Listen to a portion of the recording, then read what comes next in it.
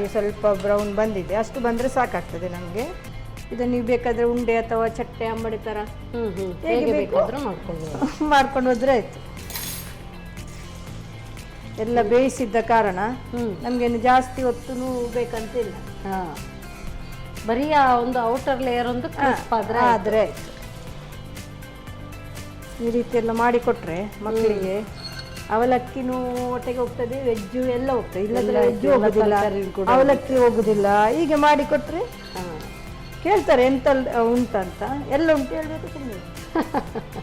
ಅವಲಕ್ಕಿ ವೆಜ್ ಬೋಂಡ ತಯಾರಿಸುವ ವಿಧಾನ. ಮೊದಲಿಗೆ ನೆನೆಸಿ ತೆಗೆದ 1 ಕಪ್ ಅವಲಕ್ಕಿಗೆ ರುಚಿಗೆ ತಕ್ಕಷ್ಟು ಉಪ್ಪು, ಕ್ಯಾರೆಟ್ ತುರಿ, ಬೇಯಿಸಿ ಕಿವುಚಿದ ಆಲೂಗಡ್ಡೆ, 2 ರಿಂದ 3 ಚಮಚದಷ್ಟು ಕಡಲೆ ಹಿಟ್ಟು, 2 ಚಮಚ ಕಾರ್ನ್ಫ್ಲೋರ್, ಜೀರಿಗೆ ಅರ್ಧ ಚಮಚ, ಚಿಕನ್ ಮಸಾಲಾ ಪುಡಿ ಅರ್ಧ ಚಮಚದಷ್ಟು, ಕೊತ್ತಂಬರಿ ಸೊಪ್ಪು ಹಾಕಿ ಚೆನ್ನಾಗಿ ಕಲಸಿ ನಾದಿಕೊಳ್ಳಿ. ಆನಂತರ ಚಿಕ್ಕ ಉಂಡೆಗಳಾಗಿ ಮಾಡಿ ಬಡೆ ರೀತಿ ತಟ್ಟಿಕೊಂಡು ಕಾದ ಎಣ್ಣೆಯಲ್ಲಿ ಹೊಂಬಣ್ಣ ಬರುವವರೆಗೂ ಕರಿಯಿರಿ. ಈಗ ಬಿಸಿ ಬಿಸಿಯಾದ ಅವಲಕ್ಕಿ ವೆಜ್ ಬೋಂಡ ಸಂಜೆ ಚಹಾದೊಂದಿಗೆ ಸವಿಯಲು ಬಲು ರುಚಿ. ನಮ್ಮ ಟಿವಿ ಕರಾವಳಿ ಕರ್ನಾಟಕದ ನಾಡಿಮಿಡಿತ.